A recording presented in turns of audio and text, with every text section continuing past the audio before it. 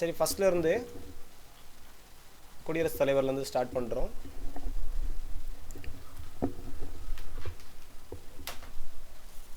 Okay, பார்த்தீங்கன்னா first நமக்கு குடியரசுத் தலைவர் அப்படிங்கிறதையே ஆர்டிக்கிள் எது தான் சொல்லுதுன்னா ஆர்டிக்கிள் 52ங்கிறது சொல்லுது. ஓகேவா? ஃபஸ்ட்டு குடியரசுத் தலைவரை பற்றிய ஆர்டிகிள்ஸ் எதில் ஸ்டார்ட் ஆகுன்னா 52. இந்தியாவுக்குன்னு ஒரு குடியரசுத் தலைவர் இருக்கணும்னு சொல்லக்கூடிய ஆர்டிக்கிள் பார்த்தீங்கன்னா 52, ரைட்? அப்புறம் வந்து 53 அப்படிங்கிறது இதில் இருக்கும். நான் அன்றைக்கி சொல்லியிருந்தேன், ஆர்டிக்கிள்லாம் ரொம்ப முக்கியமாக படிக்கணும், விட்றாதுங்க. அப்புறம் ஆர்டிக்கிள் 53, ஓகேவா? 53 என்ன சொல்லுதுன்னா அவருடைய அதிகாரங்கள், பவர், சரியா? ரைட், 53. அப்புறம் 54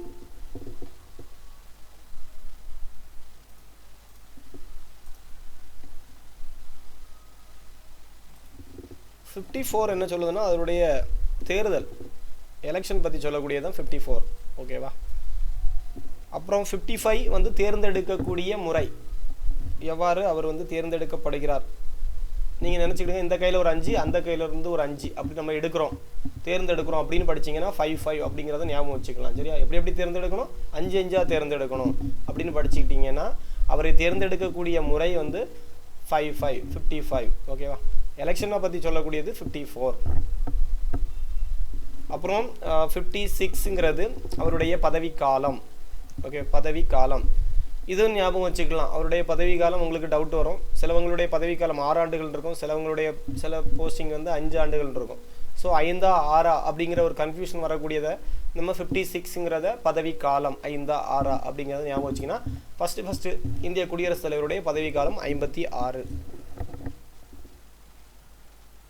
57 இதில் எழுதியிருக்க மாட்டேன், வேணால் நம்ம நோட் பண்ணிக்கிடுவோம் கிளியராக படிச்சுட்டு போகிறதுனால. 57ங்கிறது அவருடைய மறு தேர்தலுக்கான தகுதிகள்.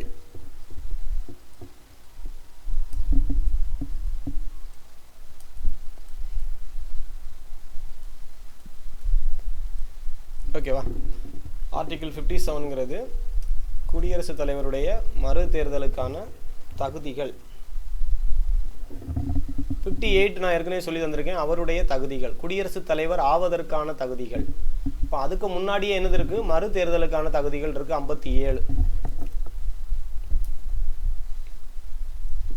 அப்புறம் 59 அவருடைய அலுவலகம் சம்பந்தமாக வரக்கூடியது, குடியரசுத் தலைவருடைய அலுவலகம்.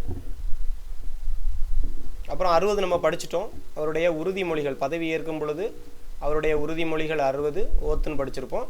61 வந்து பதவி இறக்கம். ஸோ இவ்வளோ ஆர்டிக்கிளும் நல்லா தெளிவாக படிச்சுடுங்க. ஃபஸ்ட்டு 52ங்கிறது ஒரு இந்திய நாட்டிற்குன்னா ஒரு குடியரசுத் தலைவர் இருக்க வேண்டுங்கிறது அரசியலமைப்பு சொல்கிறது. 52. 53ங்கிறது அவருடைய பவர்ஸ். 54ங்கிறது எலெக்ஷன்ஸ். 55ங்கிறது 5 தேர்ந்தெடுக்கணும்னு சொல்லி தந்தேன். 6ங்கிறது பதவிக்காலம். 57ங்கிறது மறு தேர்தலுக்கான தகுதிகள். 58ங்கிறது ஒரிஜினலாக தலைவர் ஆவதற்கான தகுதிகள், ஃபஸ்ட்டு டைமில் குடியரசுத் தலைவர் ஆவதற்கான தகுதிகள் அப்படின்னு கேட்டால் 58. 59ங்கிறது அவருடைய அலுவலகம் பற்றியது. 60ங்கிறது அவருடைய உறுதிமொழிகள். 61ங்கிறது பதவி நீக்கம். சரி, இது இவ்வளோ குடியரசுத் தலைவர் சம்பந்தமான சரத்துக்களில் 61. அப்புறம் 62 ஒன்று இருக்குது. 62 என்னென்னா அவருடைய பதவி காலியாகும் பொழுது அந்த ஆர்டிகிள் 62ங்கிறது யூஸ் பண்ணுவாங்க. ஆர்டிகிள் 62ங்கிறது தற்காலிக குடியரசுத் தலைவர் அவருடைய பதவி காலம் பற்றி சொல்லுது. காலியான பதவி இடத்தை எவ்வாறு நிரப்ப வேண்டும். அப்போ எப்படி இதை நோட் பண்ணி வச்சுக்கலான்னா, காலியான பதவியிடம் நிரப்புதல், குடியரசுத் தலைவரின் காலியான பதவியிடத்தை நிரப்பும் வழிமுறைகள்லாம் இதில் இருக்கும். குடியரசுத் தலைவருக்கு பதவி எப்படியெல்லாம் காலியாகலாம்? ஒன்றில் அவர் மரணம் ஏற்படலாம், இல்லைன்னா அவராக ராஜினாமா பண்ணிட்டு போகலாம், இல்லைன்னா பாராளுமன்றத்தில் கூடி அவரை தகுதி நீக்கம் செய்யலாம். சரியா? இதெல்லாம் குடியரசுத் தலைவரை தகுதி நீக்கம் செய்யும் வழிமுறைகள். அவ்வாறு ஒரு குடியரசுத் தலைவருடைய பதவி காலியாகும் பொழுது ஆர்டிகிள் 62 யூஸ் பண்ணி தற்காலிக குடியரசுத் தலைவரை நியமிப்பாங்க. சரியா? ரைட். இதை ஒன்று நம்ம அன்றைக்கி பார்த்தோம். திரும்பியும் அதே ஆர்டிகிள் 53 பற்றி இருக்குது. 58 நமக்கு தெரியும். என்னது? அவருடைய பதவிக்கான தகுதிகள், எவ்வளோ வயசு கம்ப்ளீட் ஆகணும், இதெல்லாம் முக்கியமானதாகும். 35 வயது பூர்த்தி ஆகணும். ஃபஸ்ட்டு இந்திய குடிமகனாக இருத்தல் வேண்டும். ஆனால் அவர் வந்து கட்டாயம் இந்தியாவில் பிறந்திருக்கணும்னு அவசியம் கிடையாது. சரியா? ஆனால் அவர் பதவி எடுக்கும் பொழுது யாராக இருக்கணும்? இந்திய குடிமகனாக இருத்தல் வேண்டும். ரைட். அப்புறம் மக்களவை உறுப்பினர் ஆவதற்கான தகுதிகள் இருக்கணும். 50 வாக்காளர்கள் அவரை முன்மொழியணும். 50 வாக்காளர்கள் வந்து வழிமொழியவும் செய்ய வேண்டும். அவரை வாக்காளர் குழுமத்தில் தேர்ந்தெடுக்கப்படும் பொழுது எந்த பதவியிலும் அவர் வகிக்கக்கூடாது. லாபம் தரக்கூடிய தொழில்கள் எதுவுமே அவர் இருக்கக்கூடாது. அவருடைய நிலையங்கள் பார்த்தோம். ஸ்பீடாக போகிறேன். ராஷ்டிரபதி 3 வீடு உண்டு அவருக்கு. ஒன்று ராஷ்டிரபதி நிலையம் டெல்லியில் இருக்குது. ஒன்று ராஷ்டிரபதி பவன் வந்து ராஷ்டிரபதி பவனுங்கிறது டெல்லியில் இருக்குது. ராஷ்டிரபதி நிலையங்கிறது ஹைதராபாத்தில் இருக்குது. அப்புறம் இன்னும் சிம்லாவில் ஒன்று இருக்குது. கோடை காலத்தில் அங்கே போகிறதுக்கு சிம்லாவில் ஒரு ரிட்ரீட் கட்டிடம்னு ஒன்று இருக்குது. சரி, அப்படி 3 பகுதிகளாக அவருடைய அலுவலகங்கள் அல்லது வீடுகள் எல்லாம் இருக்குது. சரியா? ஒன்று டாப்பில், ஒன்று சென்டரில், அப்புறம் ஒன்று கீழே தென்னிந்தியா. அப்படி 3 வீடுகள் இருக்குது. ரைட். 55ங்கிறது நம்ம பார்த்துட்டோம். தேர்தல் முறை 5 தேர்ந்தெடுக்கக்கூடிய முறை, 5 தேர்ந்தெடுக்கக்கூடிய முறை. அவருடைய பதவிக்காலன்னு பார்த்தீங்கன்னா 5 ஆண்டுகள். மீண்டும் தேர்ந்தெடுக்கப்பட தகுதியுடையவர். அப்புறம் 1991ஆம் ஆண்டு 70வது சட்ட திருத்தத்தை பற்றி சொல்லி வந்தேன். இந்த 70வது ஆக்ட் எது சம்மந்தமானதுன்னு பார்த்தீங்கன்னா டெல்லி, பாண்டிச்சேரி இந்த எலெக்ஷனில் பங்கெடுத்துக்கலாம். ஏன்னா அங்கே சட்டமன்ற உறுப்பினர்கள் எலெக்ஷன் வச்சு தான் அங்கே சிஎம் இது ஃபார்ம் பண்ணுறாங்க. யூனியன் பிரதேசமாக இருந்தாலும் அங்கே வந்து சிஎம் எப்படி தான் இருக்கிறாங்க? மக்களால் தேர்ந்தெடுக்கப்பட்ட பிரதிநிதிகள் தான் இருக்கிறாங்க. ஸோ மக்களால் தேர்ந்தெடுக்கப்பட்ட பிரதிநிதிகளால் குடியரசுத் தலைவர் தேர்ந்தெடுக்கப்படுவார். அப்படிங்கிற பட்சத்தில் இந்த திருத்தத்தை அப்போ தான் மேற்கொள்கிறாங்க.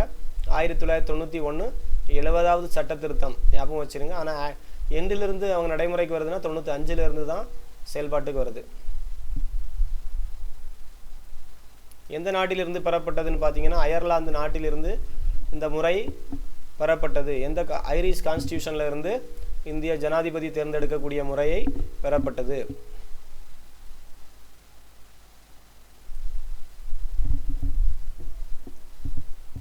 இது அன்னைக்கு இந்த பாயிண்ட் இதில் இல்லை, இன்னைக்கு தான் புதுசாக ஆட் பண்ணியிருக்கிறேன், நோட் பண்ணிக்கிடுங்க. இந்திய அரசியலமைப்பில் இந்திய ஜனாதிபதியை தேர்ந்தெடுக்கும் முறை எந்த நாட்டிலிருந்து எடுக்கப்படுதுன்னு கேட்டிங்கன்னா அயர்லாந்து நாட்டிலிருந்து எடுக்கப்பட்டது. அப்புறம் ஆர்டிகிள் 77 இந்த பிடிஎஃப் நெட்டில் அப்லோட் பண்ணிட்டேன். நம்ம வெப்சைட்டில் போனால் நீங்கள் இதை டவுன்லோட் பண்ணி எடுத்துக்கலாம். இந்த குடியரசுத் தலைவருங்கிற சாப்டரை நீங்கள் டவுன்லோட் பண்ணி எடுத்துக்கலாம். இன்னைக்கு வரைக்கும் உள்ளது அப்டேட் பண்ணியாச்சு.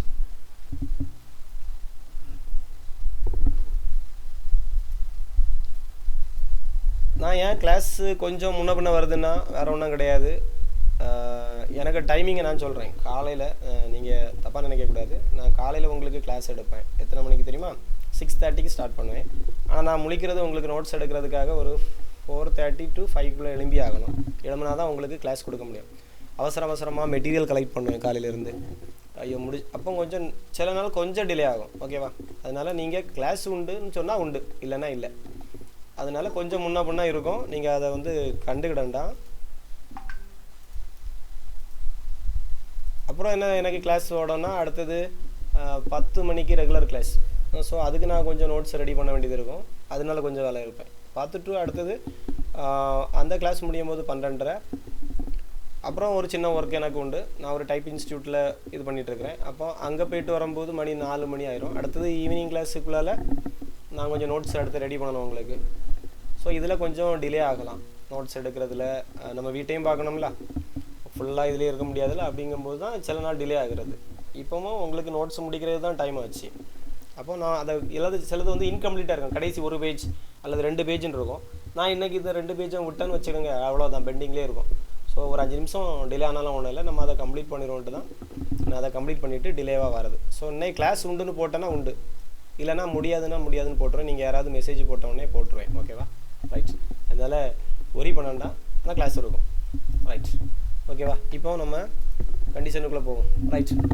அதனால தான் சில நேரங்களில் உங்களுக்கு மெட்டீரியல் டிலே ஆகுறது, வீடியோஸ் அப்லோடு டிலே ஆகுறது, இந்த மாதிரிலாம் இருக்கும். ஆனால் நீங்கள் எனக்கு மெசேஜ் பண்ணிங்கன்னா நான் அதை வந்து ஞாபகமாக வச்சுட்டு குயிக்காக பண்ணி தந்துடுவேன். வேணும்னு பண்ணுறது கிடையாது, ஒன்றும் மறந்துருப்பேன், இல்லைன்னா டைம் இல்லாமல் இருந்திருக்கும். சரி, அப்புறம் பாருங்கள், இந்த சட்டப்பிரிவு 77 ஆர்டிகிள் 77 இதன் மீது தான் எல்லாமே குடியரசுத் தலைவருக்கு பேரில் தான் எல்லாமே என்ன நடக்கும், சென்ட்ரல் கவர்மெண்ட்டில் நடக்கக்கூடிய எல்லா எக்ஸிக்யூட்டிவ் ஆக்ஷனும் எதுக்கு கீழே நடக்கும்னா 77க்கு கீழே தான் நடக்கும். நல்லா ஞாபகம் வச்சுங்க, 77 ஓகேவா. அப்புறம் இந்த குடியரசுத் தலைவருடைய வேலைகள்லாம் உங்களுக்கு எல்லாருக்கும் தெரியும். ஆளுநர்களை நியமிப்பார், அப்புறம் பிரதமர் மக்களால் தேர்ந்தெடுக்கப்பட்ட பிரதமருக்கு பதவி பிரமாணம் செய்து வைப்பார், அப்புறம் அந்த பிரதமர் சொல்லக்கூடிய அமைச்சர்களுக்கு இலாக்காக்களை ஒதுக்குவார், அவங்களுக்கும் பதவி பிரமாணம் செய்து வைப்பார்.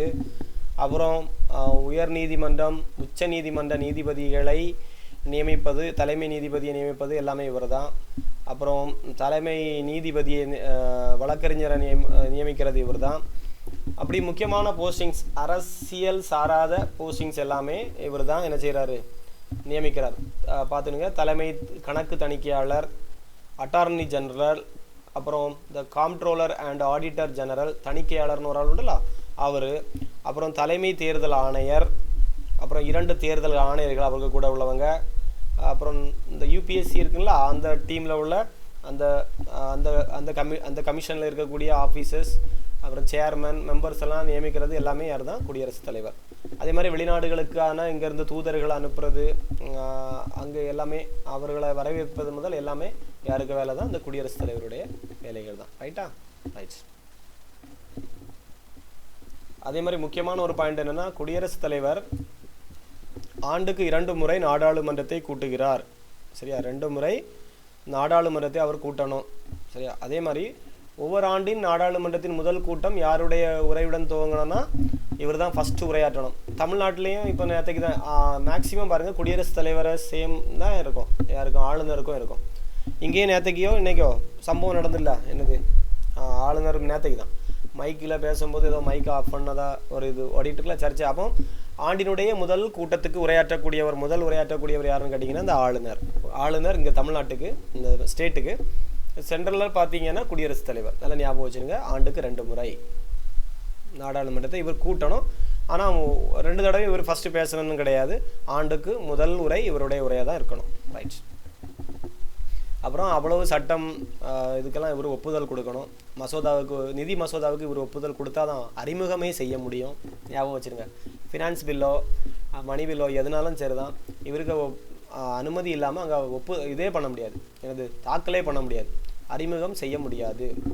மற்றபடி எல்லா சட்டமும் கடைசியாக ஆக்ட் ஆகணும்னா இவருடைய கையெழுத்து இருந்தால் மட்டும் தான் ஆக்ட் ஆகும், இல்லைனா அவர் பெண்டிங் வச்சுக்கிட்டே இருப்பார், இல்லைனா திருப்பி அனுப்புவார். இப்படி அவர்களுடைய பவர்ஸ் நிறைய இருக்குது. ஸோ அதெல்லாம் படிக்க போகிறோம். ஓகேவா.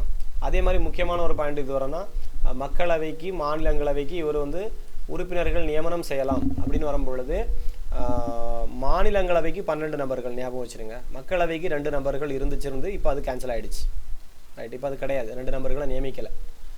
ஸோ இது கன்ஃபார்மாக நடந்துகிட்ருக்கு. இது 12 உறுப்பினர்களை லோக்சபா ராஜ்யசபாவுக்கு 12 நபர்களை குடியரசுத் தலைவர் என்ன பண்ணுறாருன்னா நியமிக்கிறார்.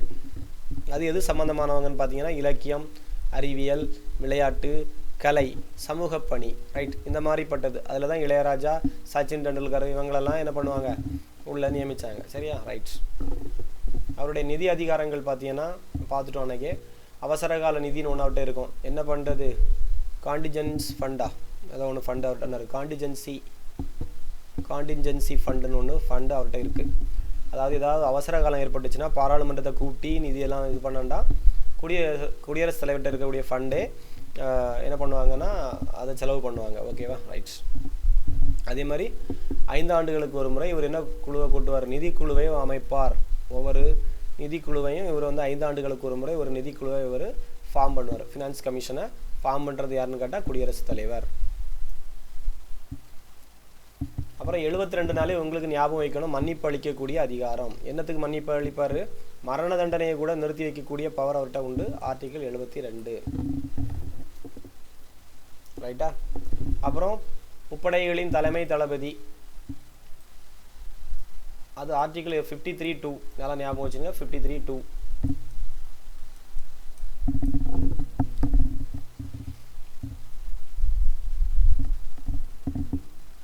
அப்புறம் அப்புறம் ராஜதந்திர அதிகாரங்கள்லாம் வெளிநாடுகளில் இங்கே உள்ள தூதர்கள் நியமித்தல், அவர்களை வரவேற்றல், ஒப்பந்தம் எல்லாமே யாருடைய பேரில் இருக்குன்னா குடியரசுத் தலைவருடைய பேரில் தான் நடக்கும். ஏதாவது ஒப்பந்தம் போடுறதா இருந்தால் குடியரசுத் தலைவருடைய பேரில் தான் ஒப்பந்தம் போடுவாங்க. ரைட். நெருக்கடி நிலை அதிகாரங்கள் 352, 356, 360 பற்றி பார்த்தோம். 352 எமர்ஜென்சி. ஓகே, ஒன்று வந்து மொத்தமான எமர்ஜென்சி என்ன இருக்குது, நேஷ்னல் எமர்ஜென்சின்னு ஒன்று சொல்லுவாங்க. அப்புறம் ஒன்று ஸ்டேட் எமர்ஜென்சின்னு ஒன்று சொல்லுவாங்க. நேஷ்னல் எமர்ஜென்சினா 352, ஸ்டேட் எமர்ஜென்சினா 356, ஃபினான்சியல் எமர்ஜென்சினா ஆர்டிகிள் 360. ஓகேவா, இது வரைக்கும் 360 யூஸ் பண்ணலை, அது மட்டும் ஞாபகம் வச்சுருக்கேன். மீதி ரெண்டையும் யூஸ் பண்ணியாச்சு இந்தியாவில். 352 ஒரு 3 முறை யூஸ் பண்ணியிருக்கிறாங்க, 356 நிறைய தடவை யூஸ் பண்ணியிருக்கிறாங்க. ரைட். குடியரசுத் தலைவருடைய பதவி பிரமாணம் பார்த்துட்டோம். சரத்து 60. உள்ளே இருக்க பாயிண்ட்ஸ் எல்லாம் நீங்கள் ரீட் பண்ணிவிடுங்க. அதிகப்படியான ஸ்டேட் எமர்ஜென்சி வாங்கினது மணிப்பூர் 11 முறை. ஓகேவா, 2025 வரைக்கும் அதிகப்படியான ஸ்டேட் எமர்ஜென்சினா 356, ஆர்டிக்கிள் 356 படி ஆட்சியை கலைச்சிட்டு குடியரசுத் தலைவர் கண்ட்ரோலில் ஆட்சி நடக்கும். அதிகப்படியாக நடந்தது மணிப்பூரில். ஃபஸ்ட் டைம் நடந்தது பஞ்சாபில் 1951 பார்த்தோம், ஜூன் 20 பார்த்தோம். அன்னைக்கு ஞாபகம் வச்சுருங்க. குடியரசுத் தலைவர் நீக்கம்னு 61 சொல்லி தந்தேன். ஆர்டிக்கிள் 61 குடியரசுத் தலைவரை நீக்குவது சம்பந்தமான சரத்து 61. 60 சொல்லி தந்தேன். அவருடைய உறுதிமொழிகள்னு சொல்லி தந்தேன், ஞாபகம் இருக்கா? ரைட். அப்புறம் இவரை பதவியை விட்டு நீக்கணும்னா ஃபஸ்ட்டு ஒரு அவையில் ஏதாவது ஒரு அவையில் என்ன கொண்டு வருவாங்கன்னா 4ல் 1 பங்குக்கு ஆதரவு தெரிவித்தாதான் ஒரு சின்ன தீர்மானம் போட முடியும். அந்த தீர்மானத்துக்கு காப்பியை வந்து அவருக்கு அனுப்பி வைக்கணும். 14 நாள் அவருக்கு அவகாசம் கொடுக்கணும். கொடுத்த அப்புறம் அடுத்த மீட்டிங்கில் ஒரு அவையில் வந்து அவர் வந்து அவருடைய கருத்தை இன்னொரு அவையில் கொண்டு வந்து அவருடைய கருத்தை தெரிவிக்கணும். அதில் 3ல் 2 பங்கு ஆதரவு இருந்தால் மட்டும் என்ன பண்ணுவாங்கன்னா அவரை வந்து பதவியை விட்டு நீக்க முடியும். சரியா? அதே மாதிரி இன்னொரு இது இருக்குது பாருங்கள். அவருடைய பதவிக்காலம் 5 ஆண்டுகள். அந்த பதவிக்காலம் முடிந்த பிறகும் அவர் பதவியில் இருப்பார். ஏன்னா அடுத்த ஆள் பதவி ஏற்கும் வரை அவர் தான் குடியரசுத் தலைவர். சரியா? ரைட், ஞாபகம் வச்சுக்கோங்க.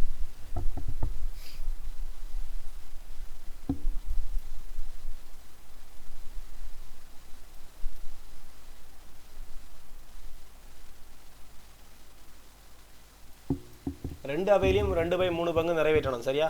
எந்த அவையில் ஃபஸ்ட்டு 1/4 கொண்டு வராங்களோ அதே அவையில் அந்த தீர்மானத்தை அவருக்கு ஒரு 14 நாள் டைம் கொடுத்து அதே அவையில் அவர் வந்து விளக்கம் கொடுப்பார்.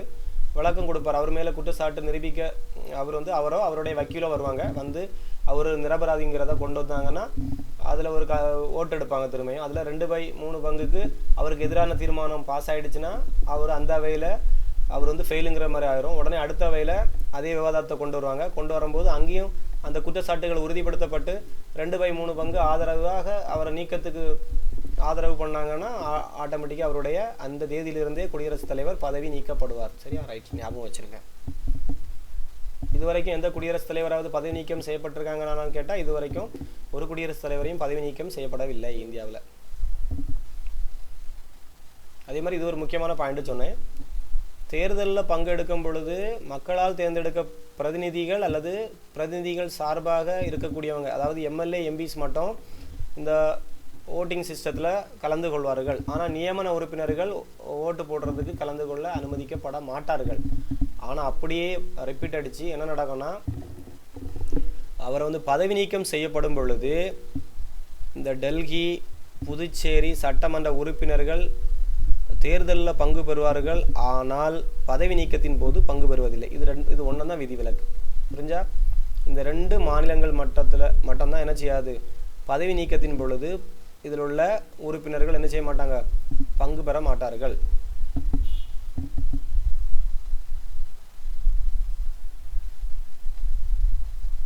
சொன்னோம்ல பதவி காலியாக இருக்கும் பொழுது 62ன்னு சொன்னா அதனை நிரப்புதல் சம்பந்தமான சரத்துங்கிறது 62. ஓகேவா? அவர் எவ்வாறெல்லாம் பதவியை நீக்க முடியும்னு கேட்டாங்கன்னா குடியரசுத் தலைவருடைய பதவி 5 ஆண்டுகள் முடிஞ்சாலோ அல்லது அவர் ஒரு மரணத்தின் மூலம் இறந்தாலோ தானாக முன் வந்து ராஜினாமா செய்தல் மூலமாகவோ, அவர் ராஜினாமா கடிதத்தை யார்கிட்ட கொடுப்பாருன்னு கேட்டிங்கன்னா யார்கிட்ட கொடுப்பாரு, துணை குடியரசுத் தலைவர்கிட்ட கொடுப்பாரு, இல்லைன்னா உச்சநீதிமன்ற தலைமை நீதிபதிகிட்ட கொடுக்கலாம். ரைட்.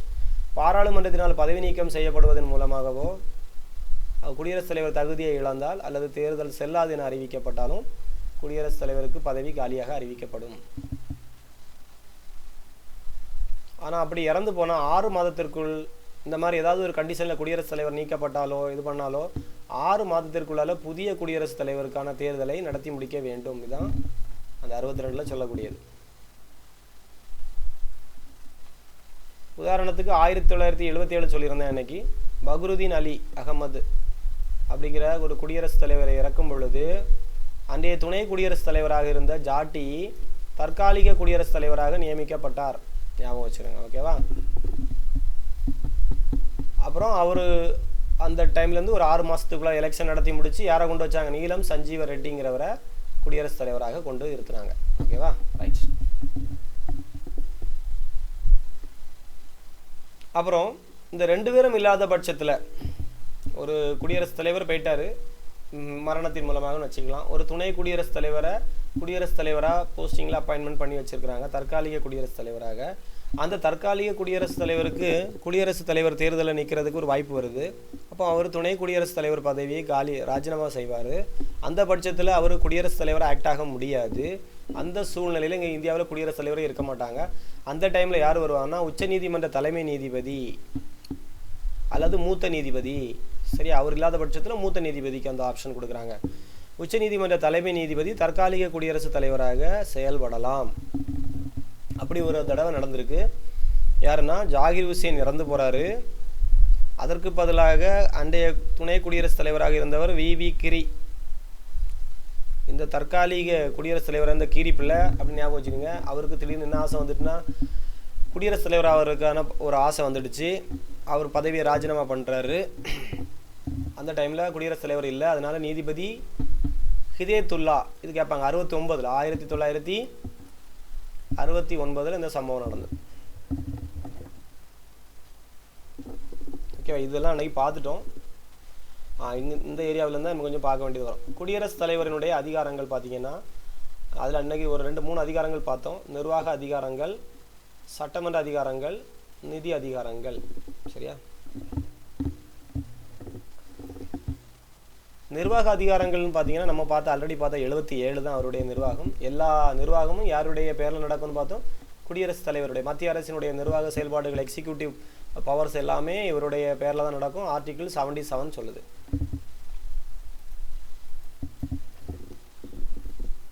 பல நியமனங்களை செய்கிறார்னு பார்த்தோம். பிரதம அமைச்சர், அமைச்சரின் பரிந்துரையின் பேரில் அமைச்சர்கள், ஆளுநர்களை நியமித்தல். யூனியன் பிரதேசத்துக்கு யார் இருப்பா? ஆளுநர் இருக்க மாட்டாங்க, துணைநிலை ஆளுநர்னு சொல்லுவாங்க. சரியா? Lieutenant governors. ஓகேவா? ரைட். அப்புறம் உச்சநீதிமன்ற தலைமை நீதிபதி மற்றும் இதர நீதிபதிகள், உயர் நீதிமன்ற தலைமை நீதிபதி மற்றும் இதர நீதிபதிகள் எல்லாத்தையும் நியமிப்பது யாருன்னு பார்த்தீங்கன்னா குடியரசுத் தலைவர். மாவட்ட நீதிபதிகளை நியமிப்பவர் யாருன்னு கேட்டால் ஆளுநர். சரியா? தமிழ்நாட்டுக்குள்ளே இருக்கக்கூடிய மாவட்ட நீதிபதிகள் நியமித்தல் யாருன்னு பார்த்தீங்கன்னா ஆளுநர். அப்புறம் இந்திய அரசினுடைய தலைமை வழக்கறிஞர், அட்டார்னி ஜெனரல் ஆஃப் இந்தியா. அப்புறம் தலைமை கணக்கு தணிக்கையாளர் தான் காம்ப்ட்ரோலர் அண்ட் ஆடிட்டர் ஜெனரல்.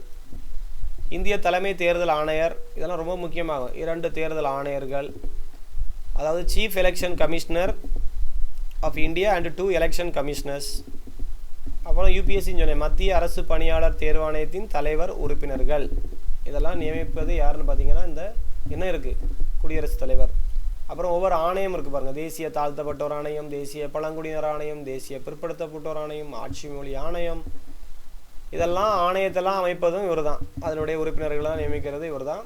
மற்ற நாடுகளுக்கான தூதர்கள், உயர் ஆணையர்களெல்லாம் நியமித்தது இவர் தான். நிதிக்குழுனா நம்ம பார்த்தோம். நிதிக்குழுனா ஃபினான்ஸ் கமிஷன், அதனுடைய தலைவர்கள் உறுப்பினர்களெல்லாம் நியமிக்கக்கூடியது இவர் தான். அதே மாதிரி பார்த்தோம் 53ல் 2 என்ன பார்த்தோம்? முப்படைகளின் தலைமை தளபதி. 53ல் 2 தேசிய மனித உரிமைகள் ஆணையத்தின் தலைவரை நியமிக்கிறது யாருன்னு கேட்டால் இவர் தான். சிறுபான்மையினர் ஆணையத்தின் தலைவரை நியமிக்கிறதும் இவர் தான். ரைட். அதே மாதிரி முக்கியமான ஒரு பாயிண்ட் இது, சம்பளம் படிகள். இவர் நியமிக்கிறார்ல, இதில் முக்கியமான தலைமை வழக்கறிஞர் உடைய சம்பளம் போடுறது யாருன்னா இவர் தான். எவ்வளோ கொடுக்கணும்னு சொல்கிறாரோ அவ்வளோ கொடுக்கணும். அதே மாதிரி இன்னொரு பவர் இருக்குது. இவர் நினைச்சா எந்த குழு வேணாலும் அமைக்கலாம். மத்திய மாநில அரசுகளுக்கு உறவை வளர்க்க ஒத்துழைப்பை பெருக்கவும் ஏதாவது குழுக்கள் அமைக்கணும்னு நினச்சா ஒரு குழு அமைச்சு விடலாம். அப்புறம் இந்திய எல்கைக்கு உட்பட்ட எந்த ஒரு பகுதியையும் அட்டவணைப்படுத்தப்பட்ட பகுதியாக மாற்றலாம். அட்டவணைப்படுத்தப்பட்ட பகுதினா இந்த ஷெட்யூல் இதுக்குள்ளே கொண்டு வரலாம். அதாவது பழங்குடியின பகுதியாக அறிவிக்கக்கூடிய பவர் யார்கிட்ட இருக்குன்னா குடியரசுத் தலைவர்கிட்ட தான் இருக்குது. ஏன்னா பழங்குடியின பகுதியை அறிவிச்சாச்சுன்னா அந்த பகுதி மக்களுக்கு நிறைய கவர்மெண்ட் சலுகைகள்லாம் கிடைக்கும். அந்த எல்லாத்துலேயும் பின்தங்கி இருப்பாங்க அந்த மக்கள். அதனால் ஏதாவது ஒரு பகுதி பொருளாதாரத்தில் ரொம்ப ஒரு மலை பிரதேசமோ இல்லைன்னா ஒரு நகரத்துக்கு அப்பாற்பட்ட கிராமமாக இருக்கலாம். அந்த பகுதிகள் வந்து சரியான வளர்ச்சி அடையில, சரியாக உதவிகள் போய் சேரலங்கும் போது அந்த பகுதியை இவர் நினச்சா என்ன பண்ணலாம், அட்டவணைப்படுத்தப்பட்ட பகுதியாகவும் பழங்குடியின பகுதியாகவும் அறிவிக்கக்கூடிய பவர் இவருக்கு இருக்குது.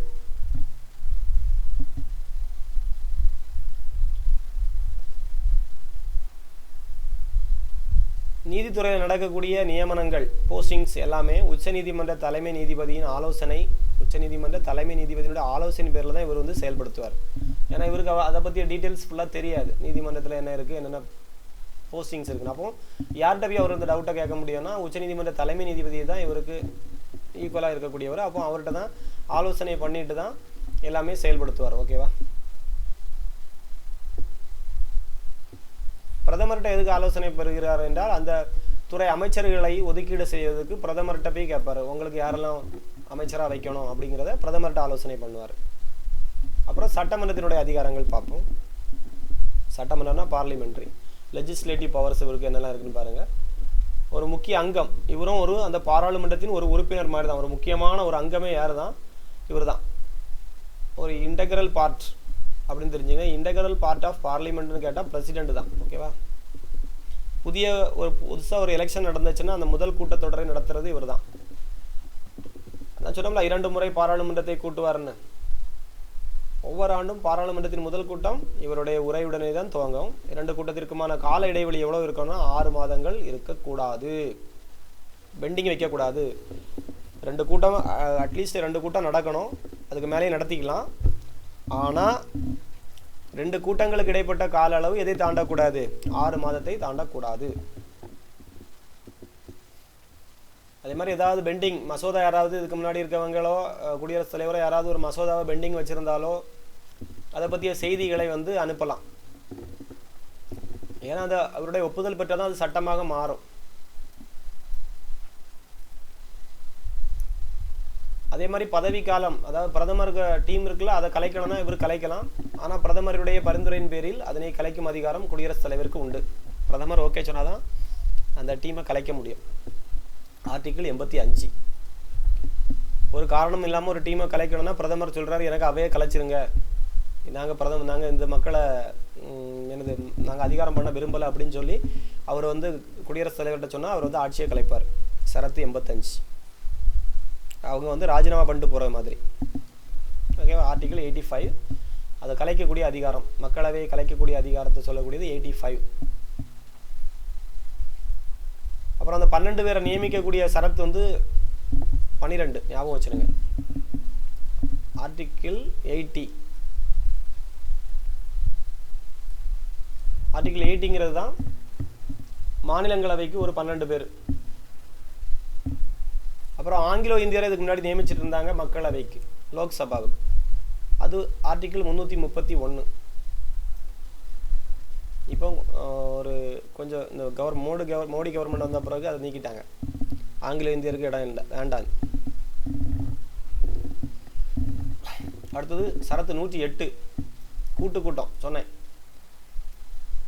ஏதாவது ஒரு முடிவுக்கும் எட்டப்படாமல் அந்த இது பார்லிமெண்ட்ரி நின்றுக்கிட்டே இருக்குன்னு வச்சுடுங்க, ஒரு இதுக்கும் ஒத்து வர மாட்டாங்க. அப்படிங்கிற போது 2 அவையும் கூட்டி ஒரு கூட்டம் அழைப்பு விடுப்பவர் குடியரசுத் தலைவர். அந்த கூட்டத்திற்கு தலைமை வகிப்பவர் யாருன்னு கேட்டால் சபாநாயகர். இது ரொம்ப முக்கியமான பாயிண்ட் ஆகும். கூட்டம் ஜாயிண்ட் சிட்டிங் யாருடைய தலைமையில் நடக்கும்னா சபாநாயகருடைய தலைமையில் தான் நடக்கும். அழைப்பு விடுப்பவர் யாருன்னு கேட்டால் குடியரசுத் தலைவர்.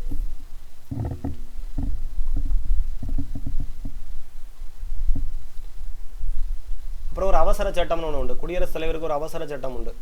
பார்லிமெண்ட்ரி ஹவுஸ் ஏதாவது ஒன்று ஓப்பன் இல்லாமல் இருந்துச்சு, க்ளோஸ்லேயே இருக்குன்னு வச்சுக்கிடுங்க, குடியரசுத் தலைவர் நினைச்சாருன்னா டக்குன்னு என்ன பண்ணிடுவாருன்னா ஒரு அவசர சட்டம் பிறப்பிக்கலாம். ஆர்டிகிள் 123 ஈஸியாக ஞாபகம் வச்சுக்கலாம். 1 2 3 போட்டு அவசரமாக ஓட்டுறதுக்கு 1 2 3 சொல்லணும்னா அவசரமாக ஓட்டிடலாம் ஓட்டப்பந்தயத்தில். அப்படி ஞாபகம் வச்சிங்கன்னா 1 2 3. அதே மாதிரி அவைத்தலைவர் யாராவது இல்லாமல் இருந்தாச்சுன்னா அது அவையினுடைய அவைத்தலைவர்னா யார்? சபாநாயகர் இருக்காங்களா? அதே மாதிரி ரெண்டுக்கும் ஒரு தலைவர் இருப்பாங்க. மக்களவைக்கு ஒரு தலைவர் இருப்பார், மாநிலங்களவைக்கு துணை குடியரசுத் தலைவராக இருப்பார். அப்போ அந்த அவைத்தலைவர் இல்லாத பொழுது ஒரு இடைக்கால அவைத்தலைவரை நியமிப்பது யாருடைய செயல்பாடுன்னு கேட்டால் குடியரசுத் தலைவருடைய செயல்பாடு. முக்கியமான பாயிண்ட்டு, இது மறந்துடுவீங்க, ஒழிச்சு கிடக்கக்கூடிய பாயிண்ட்டு. இப்படிப்பட்டதை கேட்டால் தெரியாமல் போயிருவீங்க. இப்போ அவைத்தலைவர், இடைக்கால அவைத்தலைவரை நியமிப்பது யாருன்னு கேட்டால் குடியரசுத் தலைவர்.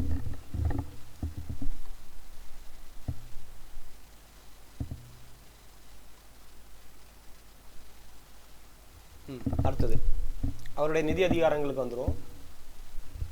பண மசோதான்னு சொல்லியிருக்கேன் 110.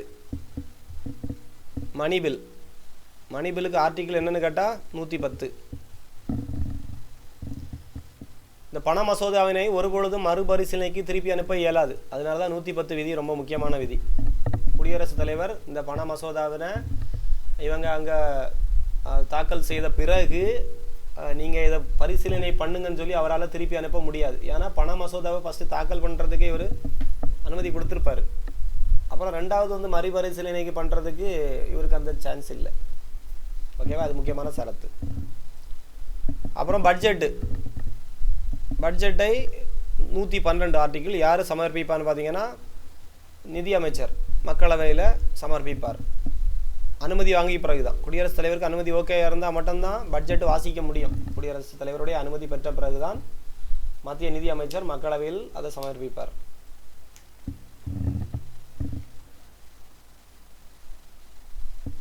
நிதிக்குழு அமைப்பார்னு சொன்னோம்ல, 5 ஆண்டுகளுக்கு ஒரு முறை நிதிக்குழு, ஃபினான்ஸ் கமிஷன். ஆர்டிக்கிள் என்னென்னு அன்றைக்கி பார்த்தோம், 280. மறந்துடாதுங்க, நிறைய ஆர்டிக்கிள் படித்தாச்சு நம்ம. 110னா மணிபில், பண மசோதா. 112ங்கிறது என்னது? பட்ஜெட்டு, வரவு செலவு கணக்கு. அப்புறம் 108 படித்தோம். 108னா என்ன கூட்டம்?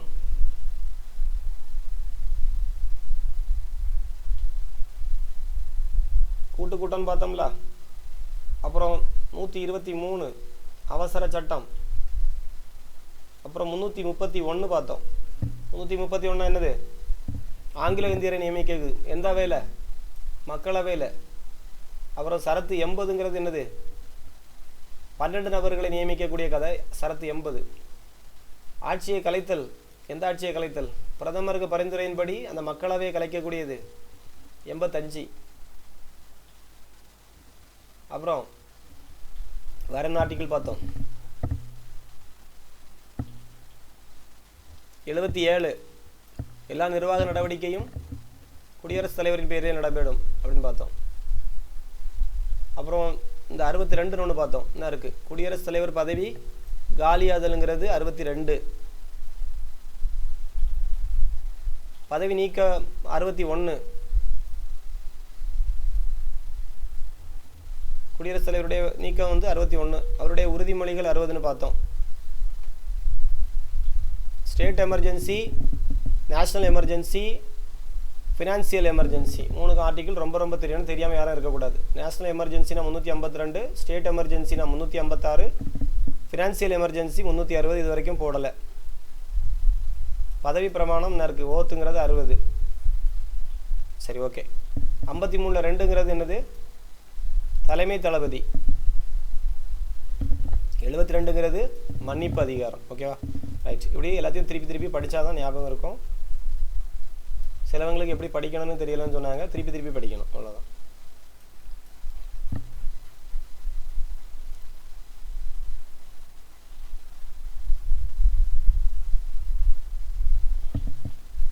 சரி.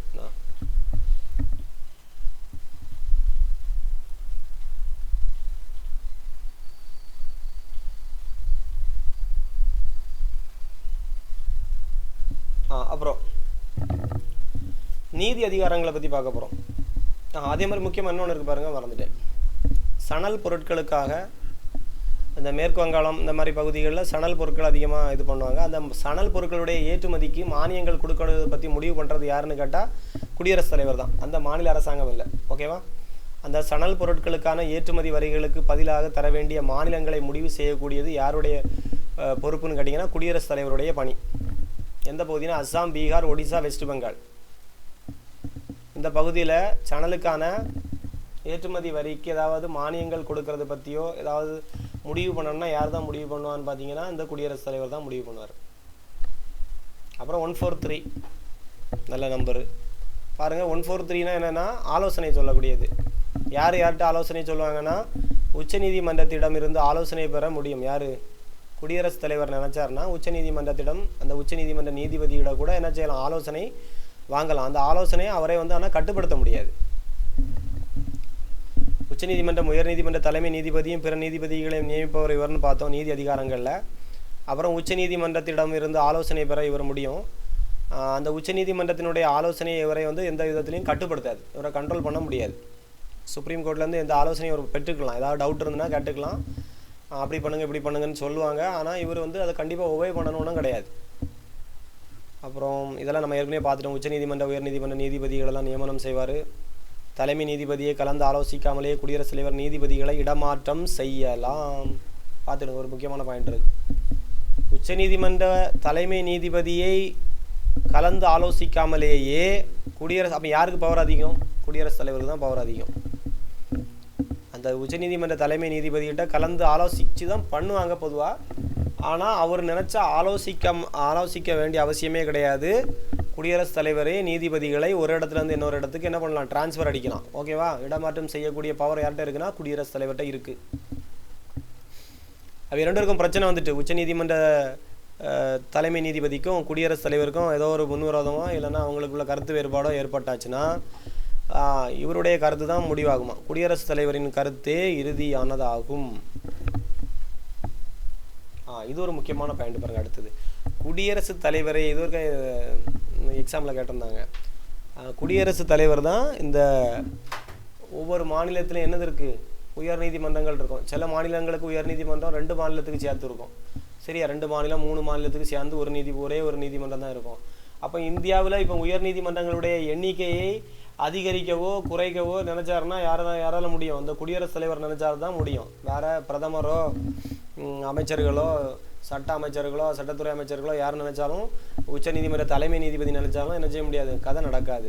அப்போ குடியரசுத் தலைவர் நினச்சாதான் உயர் நீதிமன்றங்களுடைய நீதிபதிகளின் எண்ணிக்கையெல்லாம் அதிகரிக்க முடியும். ஓகேவா? ரைட். அப்புறம் இம்யூனிட்டி பவர், இது ரொம்ப முக்கியமான ஒரு பவர் ஆகும். யாருக்கு? எல்லாருக்கும் இம்யூனிட்டி இருக்கும். அதே மாதிரி இந்த குடியரசுத் தலைவருக்கு ஒரு இம்யூனிட்டி பவர் இருக்குது. சரத்து எது சொல்லுதுன்னா 361 சிறப்பு சலுகைன்னு சொல்லுவாங்க. குடியரசுத் தலைவருக்கும் மாநில ஆளுநருக்கும் சில சிறப்பு சலுகைகளை சரத்து 361ங்கிறது பூஸ்ட் மாதிரி தான். எங்களுக்கு 361 சலுகைகளை வழங்கியுள்ளது. அதான் தடை காப்பாற்றல், இம்யூனிட்டி பவர்னு சொல்லுவாங்க. ரொம்ப முக்கியமாக தெரிஞ்சு வைக்கணும். ஆர்டிகல் 360 படிச்சிருப்பீங்க. என்ன எமர்ஜென்சின்னு பார்த்துருப்பீங்க, ஃபினான்ஸ் எமர்ஜென்சின்னு பார்த்துருப்பீங்க. அந்த ஃபினான்ஸ் எமர்ஜென்சி முடிஞ்ச உடனே வரக்கூடிய ஆர்டிகிள் என்னது, இம்யூனிட்டி பவர் வந்துடும். சரியா? ஞாபகம் வச்சுருங்க.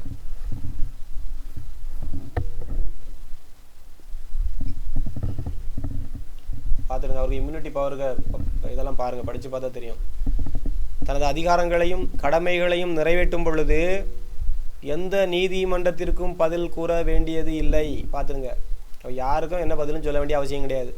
அவர் விருப்பத்துக்கு செயல்படுவார். யார்? அவர் குடியரசுத் தலைவர். அதான் இம்யூனிட்டி பவர். இவருக்கு எதிராக எந்த குற்ற நடவடிக்கைகளையும் எடுக்க இயலாது கோர்ட் வழியா. சரியா? பார்லிமெண்ட்டில் கூப்பிட்டு நீங்கள் மெஜாரிட்டி காட்டி அவரை வீட்டுக்கு அனுப்புனா தான் உண்டே தவிர கோர்ட் வழியாவோ சட்ட நடவடிக்கைகள் எதுவுமே நடவடிக்கை எடுக்க இயலாது. அது ஒரு இம்யூனிட்டி பவர். இவரை கைது செய்யவோ சிறையில் அடைக்கவோ முடியாது. பார்த்துருங்க, அதான் அவருடைய இம்யூனிட்டி பவர். இவரின் மீது உரிமையியல் வழக்கு தொடரலாம். சரியா? சிவில் சூட்டு போடலாம். ஆனால் 2 மாத காலத்திற்கு முன்பே முன்னறிவிப்பினை அவருக்கு வழங்கணும். சரியா? சொத்து சம்பந்தமான சிவில் பணம் இந்த மாதிரி விஷயங்கள் சம்பந்தமாக உரிமையியல் வழக்கு தொடரலாம். ஆனால் அதற்கு 2 மாதத்துக்கு முன்பே அவர் முன்னறிவிப்பினை அவருக்கு கொடுக்கணும். நாங்கள் இந்த மாதிரி உங்கள் மேலே இந்த பிரச்சனை இருக்குது, நாங்கள் உங்கள் வழக்கு தொடரலாம்னு நினச்சிருக்கிறோம், அதுக்குரிய சொல்யூஷன் நீங்கள் கொடுக்கலன்னா நாங்கள் வழக்கு தொடருவோம்னு சொல்லி 2 மாதத்துக்கு முன்னாடியே ஒரு அறிவிப்பினை அவருக்கு கொடுத்துட்டு தான் நீங்கள் வழக்கு போட முடியும். ரைட். இதெல்லாம் அவருடைய இம்யூனிட்டி பவர். ஆர்டிகிள் 361. ஓகேவா, ரைட். அப்புறம் மன்னிப்பு அதிகாரம் நம்ம ஆல்ரெடி பார்த்துட்டோம். 72 5 வகை மன்னிப்பு இருக்குது. ஒன்று மன்னிப்பு கொடுக்கலாம், இன்னொன்று வந்து சஸ்பென்ஷன் பண்ணி வைக்கலாம், நிறுத்தி வைக்கலாம், அல்லது அந்த தண்டனையை குறைக்கலாம், அல்லது பாவம் சொல்லி வீட்டுக்கு ஓய்வு கொடுக்கலாம், அல்லது நிவாரணம் கொடுக்கலாம், அவருக்கு ஏதாவது ஒரு நிவாரணம் கொடுக்கலாம், இல்லைன்னா அந்த தண்டனையை மாற்றி கொடுக்கலாம், மாடிஃபிகேஷன் பண்ணலாம். சரியா, இதெல்லாம் 5 வகை மன்னிப்புகள் அவருக்கு இருக்குது, கொடுத்துக்கலாம்.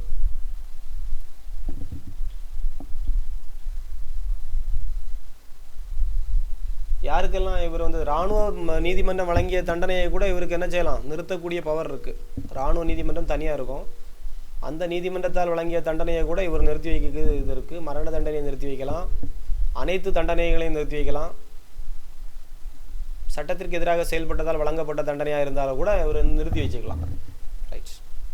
அதே மாதிரி கருணை மனுக்களுக்கு பதிலளிக்கும் காலக்கெடு கிடையாது. அதனால தான் சிலவங்க கருணை மனு போட்டு அப்படியே கிடக்கும், பெண்டிங்லேயே கிடக்கும். இவர் வந்து தூக்கு தண்டனை கைதிகள் என்ன போடுவாங்க, கடைசியாக அவருக்கு ஒரு கருணை மனு போடுவாங்க. அந்த கருணை மனு அவர் வந்து ஓகே பண்ணார்னா அவங்க தண்டனையை குறைப்பாங்க, எதாவது பண்ணுவாங்க, இல்லைன்னா தூக்கில் போட வேண்டியதுதான். அதுக்கான காலக்கெடு பற்றி அரசியலமைப்பில் எதுவுமே குறிப்பிடலையாம்.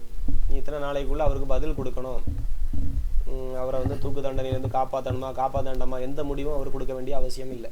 ரைட். அவர் விருப்பப்பட்டால் கருணை பண்ணலாம். ரைட். அப்புறம் நெருக்கடி கால அதிகாரங்கள், இது நமக்கு தெரியும். 352, 356, 360 அதை பற்றி டீட்டெயில்ஸ் தான் இருக்கும், நீங்கள் படித்து பார்த்துக்கிடுங்க. ஓகேவா, நம்ம ஆல்ரெடி பார்த்துட்டோம், இதெல்லாம் நீங்கள் டீட்டெயிலாக பார்த்துக்கிடுங்க. அப்புறம் வெளியுறவு அதிகாரங்கள்லாம் சொன்னேன். பன்னாட்டு தூதுவர்களையும் இங்கே உள்ள வரவங்களை வரவேற்பதும் யாருடைய பொறுப்புன்னு பார்த்தோம், குடியரசுத் தலைவர் அந்த இது இருக்குதுன்னு பார்த்தீங்க. அது மாதிரி எல்லா சர்வதேச ஒப்பந்தங்களும் யாருடைய பேரில் நடக்கும், குடியரசுத் தலைவரில் பேரில் தான் நடக்கும்னு சொல்லி வந்தேன். எல்லா சர்வதேச ஒப்பந்தமும் குடியரசுத் தலைவருடைய பெயரில் தான் நடைபெறும். பிறநாட்டு தூதுவர்களை வரவேற்றல் பணியை குடியரசுத் தலைவர் செய்கிறார். அப்புறம் நட்புறவு பாலம் யாருக்கும் இந்தியாவுக்கும் அந்த வெளிநாட்டு தலைவர்களுக்கும் இடையே நட்புறவு பாலமாக யார் இருப்பார்னு பார்த்தீங்கன்னா குடியரசுத் தலைவர் இருப்பார். அப்புறம் இராணுவ அதிகாரங்கள் நம்ம பார்த்தோம். ஆர்டிகிள் 53(2) இவர் யார், முப்படைகளின் தலைவர், இவர் தான் தலைமை தளபதி. சரியா, ரைட். அந்த தலைமை தளபதி இல்லை, முப்படைகளின் தலைவர், அப்புறம் தலைவர், அப்புறம் தலைமை தளபதி குடியரசுத் தலைவர் நியமிக்கிறார். சரியா, ரைட். அந்த அதனுடைய தலைமை தளபதியை நியமிக்கிறதும் யார் தான், குடியரசுத் தலைவர் தான்.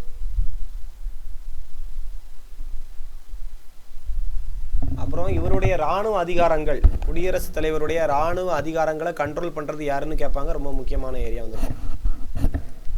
இவருக்கு சில இராணுவ அதிகாரங்கள் இருக்குது, மிலிட்ரி பவர்ஸ். சரியா, மிலிட்ரி பவர்ஸை கண்ட்ரோல் பண்ணுறது யார், இவர் மிலிட்ரி பவர் இவருக்கு கையில் கொடுத்தோன்னா என்ன நடந்து போவோம், திடீர்னு இவர் எல்லாரையும் போய் அடிச்சுட்டு வா, பக்கத்து நாடெல்லாம் போய் இது பண்ணிட்டு வா அப்படின்னு சொல்லி இவருக்கு இஷ்டத்துக்கு செயல்பட்டுருவார்.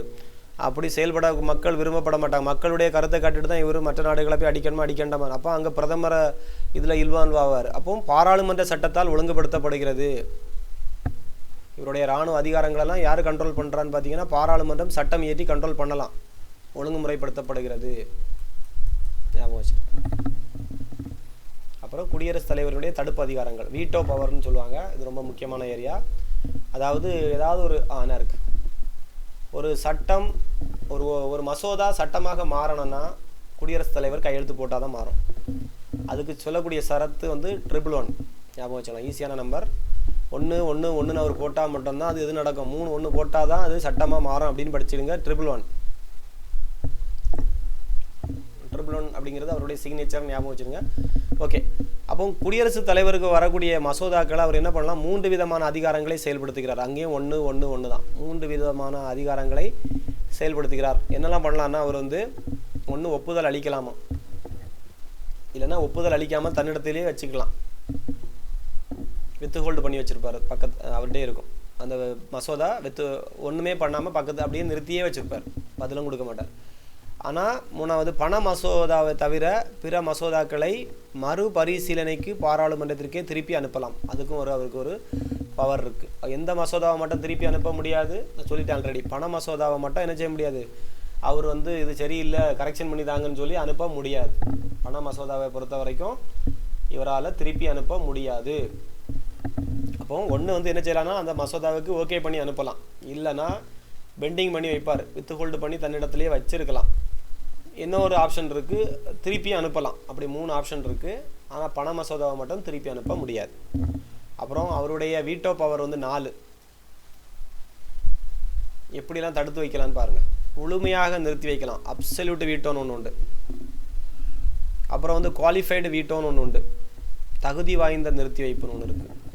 அப்புறம் தற்காலிக நிறுத்தி வைப்பு, இதெல்லாம் நிறுத்தி வைக்கக்கூடியதில் தன்னிடத்துலேயே நிறுத்தி வச்சிருப்பார்ல, அதில் ஒரு 4 வகை இருக்குது. அப்புறம் தற்காலிக நிறுத்தி வைப்புன்னு ஒன்று இருக்குது, சஸ்பென்ஷன் வீட்டோ.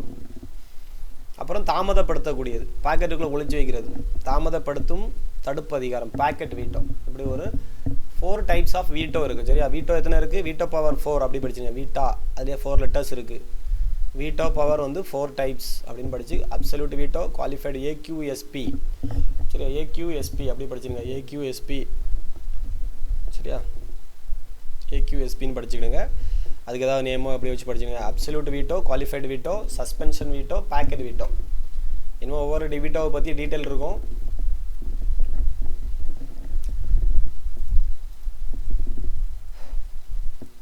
அப்சல்யூட் வீட்டோனா ஒரு மசோதா வருது, அவர்கிட்ட அனுமதி அளிக்காமல் என்ன பண்ணுறாருன்னா முழுமையாக நிறுத்தி வைக்கிறாரு.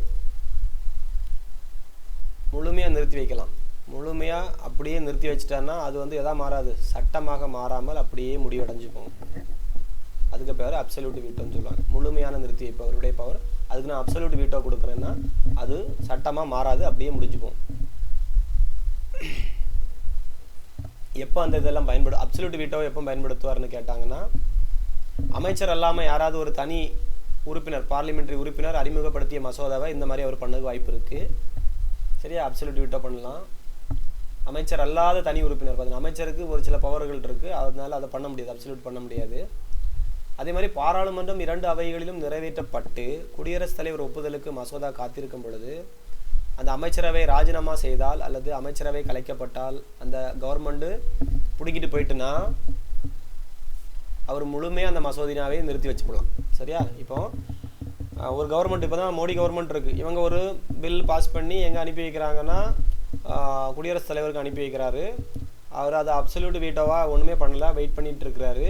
இந்த நேரம் பார்த்து இந்த கவர்மெண்ட் என்ன நடக்குதுன்னா நிலையற்ற தன்மை ஏற்பட்டு ஆதரவு இல்லாமல் உடஞ்சி போயிடுது. அந்த நேரத்தில் அவர் அந்த மசோதாவை என்ன பண்ணிடலாம்னா அப்சல்யூட் வீட்டோ பண்ணிடலாம், முழுமையாக நிறுத்தி வச்சிடலாம். ரைட், இப்போது 2 விதமான அப்சல்யூட் வீட்டோவுக்கு 2 ஆப்ஷன் இருக்குது. ரைட், அப்புறம் இந்த டைப்பை இது வரைக்கும் எப்போ பயன்படுத்தியிருக்காங்கன்னா 1954 ஆண்டில் ராஜேந்திர பிரசாத் குடியரசுத் தலைவராக இருக்கும்போது இதே மெத்தடை ஃபாலோ பண்ணியிருக்கிறாரு.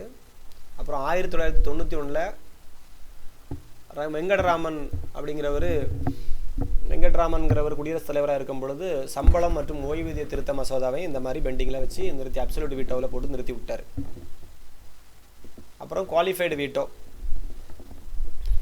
குவாலிஃபைடு வீட்டோனா மறுபரிசீலனை, பாராளுமன்றத்திற்கு திருப்பி அனுப்பப்பட்ட மசோதா பாராளுமன்றத்தில் சிறப்பு பெரும்பான்மைனா 2/3. எவ்வளோ மெஜாரிட்டி வேணும்? 2/3 இருக்கணும். அங்கே உள்ள உறுப்பினர்களுடைய ஆதரவு 3/2 பங்கு வேறு. இந்த மசோதாவை நீங்கள் பாஸ் பண்ணணும் அப்படிங்கிறத சொல்லும் பொழுது அது குவாலிஃபைடு வீட்டோவாக மாறும். அங்கே திருப்பி அனுப்பப்பட்ட மசோதா பாராளுமன்றத்தில் சிறப்பு பெரும்பான்மை பெற்றாச்சுனாலே அதை திருப்பி குடியரசுத் தலைவருக்கு அனுப்புனாங்கன்னா அது ஆட்டோமேட்டிக்காக சட்டமாக மாறித்தான் ஆகணும். அவர் ஓகே சொல்லி தான் ஆகணும். புரியுதா? பார்த்துங்க, 2/3க்கு அவ்வளோ இது இருக்குது, பவர் இருக்குது. குடியரசுத் தலைவர் நினைக்கிறார் நம்ம இதை அப்படி நிறுத்தி போட்டலாம்னு நினச்சிட்டு அதை நினச்சிவார்னா திருப்பி அங்கே அனுப்புவார். மறுபரிசீலனைக்கு அனுப்பப்படும் பொழுது கொஞ்ச நாள் பெண்டிங் வச்சுருப்பார், அவர் எவ்வளோ நாளும் வச்சுக்கலாம். அதுக்கப்புறம் அந்த மசோதாவை திருப்பி அங்கே அனுப்பும்போது இதை கரெக்ஷன் பார்த்துட்டு வாங்கன்னு அனுப்பி வைப்பாங்க. அந்த நேரம் 2/3 போட்டு இவங்க ஓகே பண்ணிட்டாங்கன்னா ஆட்டோமேட்டிக்காக அது சட்டமாக மாறிடும். அப்புறம் இன்னொன்று இருக்குது, சஸ்பென்ஷன் வீட்டோன்னா என்னென்னு பாருங்கள். 1/3 சாதாரண பெரும்பான்மை. பார்த்துங்க, அதுக்கும் இதுக்கு என்ன வித்தியாசம்னா அது 2/3 தகுதி வாய்ந்ததுன்னா 2/3 குவாலிஃபைடு வீட்டோ. சஸ்பென்ஷன் வீட்டோன்னா அப்படி கிடையாது, ஆடிட்டு தான் இருக்கும். 1/3 இது சாதாரண பெரும்பான்மை. 3/1 பங்கு மக்கள் ஆதரவு கொடுத்தாலே அதை குடியரசுத் தலைவர் சட்டமாக மாற்ற வேண்டும். இவர் ஓகே பண்ணணும். திருப்பி அனுப்பப்பட்டால் அது ஆட்டோமேட்டிக்காக மாறாது. இவர் வந்து சட்டமாக மாற்ற வேண்டும். குடியரசுத் தலைவருக்கு தான் அந்த பொறுப்பு வரும். இவர் நிறுத்தி வைக்கிறது ஆட்டோமேட்டிக்காக எதனால் கேன்சல் ஆகுது? சாதாரண பெரும்பான்மை இருந்தாலும் அதை கேன்சல் பண்ணிடலாம். 1/3 இருந்தாலும் அவர் நிறுத்தி வச்சுட்டு திருப்பி அனுப்பியாச்சுனாலே அது சட்டமாக மாறும். அது 2/3 இருந்தாலும் அவர் நிறுத்தி வச்சிருக்கிறது என்னதான் மாறும்? அவருடைய அதிகாரம் வந்து ரத்து செய்யப்படும். அந்த வீட்டோ பவருங்கிறது ரத்து செய்யப்படும். 2/3 ரத்து செய்யப்படுகிறது. 1/3 வாயிலாகவும் அவருடைய அதிகாரம் ரத்து செய்யப்படுகிறது. கடைசியாக ஒன்று, 4வது தற்காலிக நிறுத்தி வைப்பு. அதாவது இல்லை இந்த சஸ்பென்ஷனை யாரெல்லாம் பயன்படுத்தியிருக்காங்கன்னு பார்க்கலான்னா, நம்ம அப்துல் கலாம் தான் ஒருக்கா பயன்படுத்தியிருக்கிறாரு குடியரசுத் தலைவராக இருக்கும் பொழுது சஸ்பென்ஷன். அப்போ அப்துல் கலாம் எதுக்கு பயன்படுத்தியிருக்காருன்னா, அலுவலக லாப மசோதாவை இந்த மாதிரி இதை யூஸ் பண்ணியிருக்காரு. ஆனால் என்ன நடந்திருக்கு? அது திருப்பி இன்னும் அனுப்பி விட்டானுங்க தற்காலிக நிறுத்தி வைப்பில். 1/3 திருப்பி அனுப்பி வச்சுட்டாங்க. இதுக்கு நம்ம குடியரசுத் தலைவர் என்ன பண்ணி தான் ஆகணும்? ஒப்புதல் அளிச்சிருக்கிறார். 2வது. அடுத்து வீட்டோ, தாமதப்படுத்தி பாக்கெட் தடுப்பு. பாக்கெட் தடுப்புங்கிறது தாமதப்படுத்துறதுக்கு ஒரு பிளானில் என்ன செய்வாங்க? தாமதப்படுத்திகிட்டே இருப்பாங்க அந்த சட்டத்தை பாஸ் பண்ண விடாமல். வழங்கவும் மாட்டார், ஒப்புதலும் வழங்க மாட்டார், நிராகரிக்கவும் மாட்டார், மறுபரிசீலனைக்கு திருப்பி அனுப்பவும் மாட்டார். சரியா? வருமானே அவர் என்ன செஞ்சிருப்பாரு? பாக்கெட்டில் ஒழிச்சு வச்சிருப்பாரு. அப்படின்னு ஞாபகம் வச்சுக்கோங்க. அதுதான் பாக்கெட் தடுப்பு அதிகாரம், பாக்கெட் வீட்டோ. ஒரு முடிவும் எடுக்காமல் நேர்மறை எதிர்மறை ஒன்றுமே சொல்ல மாட்டார். சைலண்டாக வச்சுருப்பார். அப்படி ஒப்புதலும் கொடுக்க மாட்டார், நிராகரிக்கவும் மாட்டார், ரிஜெக்டும் பண்ண மாட்டார், மறுபரிசீலனைக்கு அனுப்பவும் மாட்டார். பாருங்கள், அமெரிக்க ஜனாதிபதியின் பாக்கெட்டை விட பெருசுன்னு போட்டிருக்கு. பாக்கெட்டு அமெரிக்க ஜனாதிபதியின் பாக்கெட் அதிகாரத்தை விட ரொம்ப உயர்ந்த அமைப்பு தான் இந்த இந்திய ஜனாதிபதியின் பாக்கெட் தடுப்பு அதிகாரம். அப்புறம் ஒன்று ரொம்ப முக்கியமான பாயிண்ட், இதை படித்து வச்சுக்கோங்க. அரசியலமைப்பு திருத்த சட்டம் இருக்குல்ல, அமெண்ட்மெண்ட் ஆக்டு.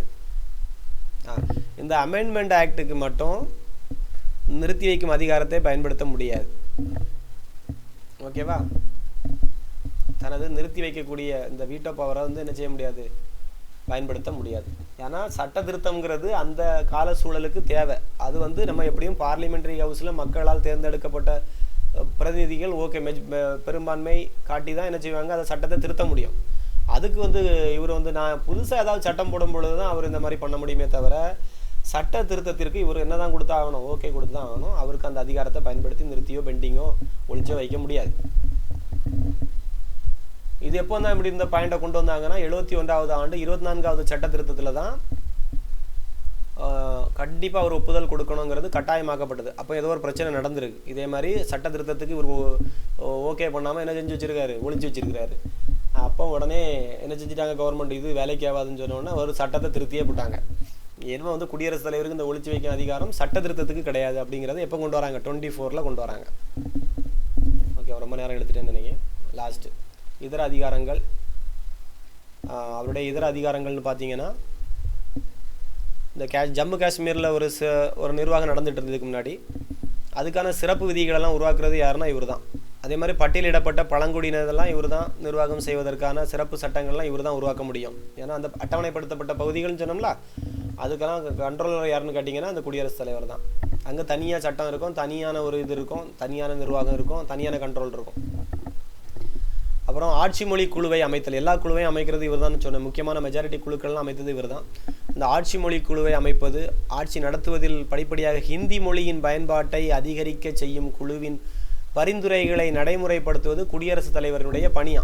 பார்த்துருங்க, ஹிந்தி மொழியை பயன்பாட்டை அதிகரிக்க செய்யக்காக ஒரு குழுவின் பரிந்துரைகளை நடைமுறைப்படுத்தணும். அப்படிங்கும்போது இவர் தான் அந்த ரூல் கண்டிஷன் போடக்கூடியது யாருன்னா குடியரசுத் தலைவர்கிட்ட இருக்குது. அப்புறம் வந்துருங்க லாஸ்ட்டு அவசர சட்டம் இயற்றுதலோட முடிச்சுக்கலாம். அதோட முடிஞ்சுட்டு தானே? இல்லை, ஆமாம், முடிய போகுது. அவசர சட்டம்னா நல்லா தெரிஞ்சுக்கிடுங்க. நான் சொன்னேன், பார்லிமெண்ட்ரி ஹவுஸில் ஏதாவது ஒரு ஹவுஸ் இல்லாத நேரத்தில் ஒரு அவசர சட்டம் தேவைப்பட்டுனா குடியரசுத் தலைவர் அந்த அவசர சட்டத்தை பிறப்பிக்கக்கூடிய அதிகாரத்தை பெறுகிறார். பாராளுமன்றத்தில் எப்படி சட்டம் ஏற்றி அது செல்லுபடியாகுதோ அதே மாதிரி உடைய பவர் இதுக்கு இருக்கும். அவர் நினச்சா அந்த சட்டத்தை எப்போ வேணாலும் திரும்ப பெறலாம். பார்த்துடுங்க, இதெல்லாம் முக்கியமாக படிச்சுடுங்க.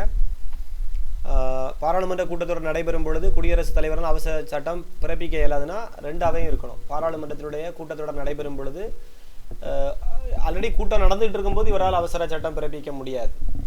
2 அவைகளில் ஒரு அவை அமர்வில் இருந்து மற்றொரு அவை அமர்வில் இல்லாத பொழுது குடியரசுத் தலைவர் அவசர சட்டத்தினை பிறப்பிக்கலாம். பார்த்துடுங்க, ரொம்ப ரொம்ப முக்கியமான பாயிண்ட். 2 பாயிண்ட். 2 ஹவுஸும் ஓப்பனில் இருந்துட்டு இருக்கும் பொழுது அவரால் அவசர சட்டம் பிறப்பிக்க இயலாது. ஒரு பார்லிமெண்ட்ரி ஹவுஸ், ஒன்றில் லோக்சபா அல்லது ராஜ்யசபா ஏதாவது ஒன்று க்ளோஸில் இருக்கும் பொழுது இவர் நினைச்சா என்ன பண்ணலாம், அவசர சட்டத்தை பிறப்பிக்கலாம். அவசர சட்டத்தை எந்த நேரத்திலும் திரும்ப பெறக்கூடிய பவர் இவர்கிட்ட இருக்கு. ரைட்ஸ். 2 நிபந்தனைகள் அவருக்கு கொடுக்குது. பாராளுமன்றத்தால் சட்டம் இயற்றப்படக்கூடிய பிரிவுகளுக்குள்ள தான் இவர் வந்து சட்டம் இயற்ற முடியும். பாராளுமன்றம் எப்படிலாம் சட்டம் இயற்ற முடியுமோ அதே இதுக்குள்ள தான் இவர், அந்த ரூலுக்குள்ள தான் இவரும் சட்டம் இயற்ற முடியும். அவசர சட்டத்தினால் அடிப்படை உரிமைகளின் எந்த பாதிப்பும், நம்ம அடிப்படை ஃபண்டமெண்டல் ரைட்டுக்கு மேலே எந்த விதத்துலையும் இவர் வந்து கை வைக்க முடியாது. அவசர சட்டம் போட்டு எல்லாரும் வீட்டுக்குள்ளே இருக்கணும், எல்லாருக்கும் என்னமோ வந்து இது கிடையாது, ஓட்டுரிமை கிடையாது, இந்த மாதிரி அவசர சட்டத்தினால எதையும் பண்ண முடியாது. அடிப்படை உரிமைகளை அவர் வந்து என்ன, யாருக்கும் கல்வி கிடையாது அப்படின்னு அவரால் என்ன செய்ய முடியாது, சொல்ல முடியாது. அடிப்படை உரிமைகளை மட்டும் அவர் கை வைக்க முடியாது, ஞாபகம் வச்சுக்கிடுங்க.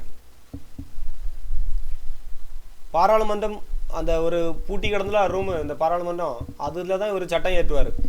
அந்த பாராளுமன்றம் திரும்ப கூடிய பிறகு 6 வார காலத்திற்குள் இந்த சட்டத்தினை அவர் ஏற்றுக்கொண்டால் அந்த பார்லிமெண்ட்ரி ஹவுஸ் ஓகே இவர் ரெடி பண்ண சட்டம் சூப்பர் சட்டம் அப்படின்னு சொல்லி அவர் ஓகே பண்ணாங்கன்னா அந்த சட்டம் கண்டினியூ ஆகும்.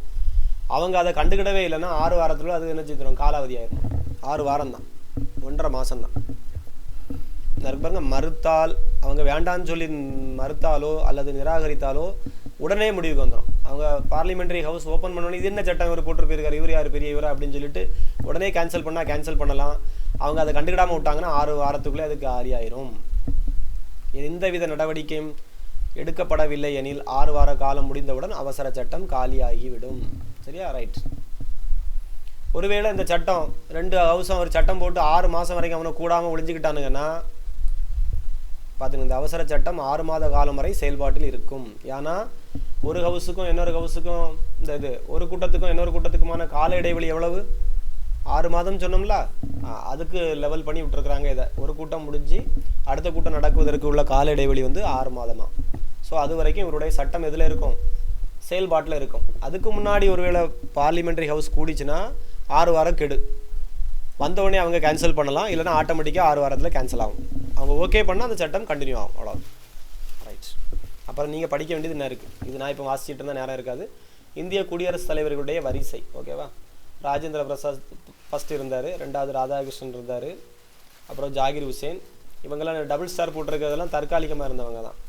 அப்போ 4வது நம்பர்னு கேட்டால் விவி கெரி, 5வது பக்ருதீன் அலி அகமது, அப்புறம் அவருக்கு பதிலாக யார் வந்திருந்தார்னா ஜாட்டி வந்திருந்தார், தற்காலிக குடியரசுத் தலைவர். 6வது குடியரசுத் தலைவர் நீலம் சஞ்சீவ ரெட்டி. 7 கியானி ஜெயில் சிங். ஏதாவது ஒரு ஷார்ட்கட் போட்டாவது படிச்சுங்க. 8 வெங்கட்டு அப்படி படிச்சுங்க. 8 வெங்கட்டு. 9லேருந்து உங்களுக்கு ஓரளவு ஞாபகம் இருக்கும். சிலவங்க ஒரு 30-35 வயசாக இருக்கவங்களுக்கெல்லாம் அந்த சங்கர் தயாள் சர்மாவை ஞாபகம் இருக்கலாம், குடியரசுத் தலைவராக இருந்தார். அப்புறம் KR நாராயணன் இருந்தார், அப்புறம் அப்துல் கலாம் ஆறாரு, இதெல்லாம் ஞாபகம் வச்சுக்கிடுவீங்க. பிரதீபா பாட்டீல் இருந்தாங்க, பிரணாப் முகர்ஜி இருந்தாங்க, அப்புறம் ராம்நாத் கோவிந்த் அவர்கள் இருந்தாங்க, கடைசியாக இப்போ முர்மு இருக்கிறாங்க, 15வது குடியரசுத் தலைவர். ஓகேவா? ரைட்ஸ். அப்புறம் இந்த சைடில் கொஞ்சம் ஹிண்ட் கொடுத்துருப்பாங்க, முடிஞ்சால் படிச்சுக்கிடுங்க. முதல் தலித் குடியரசுத் தலைவர் யாருன்னு கேட்டால் KR நாராயணன், அந்த மாதிரி இருக்கும். மிகவும் வயதான குடியரசுத் தலைவர் யாருன்னு கேட்டால் வெங்கட்ராமன். முதல் சீக்கிய குடியரசுத் தலைவர் யாருன்னு கேட்டால் கியாலி ஜெயில் சிங். இளம் வயதில் குடியரசுத் தலைவரானவர் நீலம் சஞ்சீவ ரெட்டி. சபாநாயகராக பணியாற்றி குடியரசுத் தலைவராக வந்தவர் யாருன்னு கேட்டால் நீலம் சஞ்சீவ ரெட்டி. இந்த மாதிரி சைடில் கொஞ்சம் பாயிண்ட்ஸ் இருக்கும்.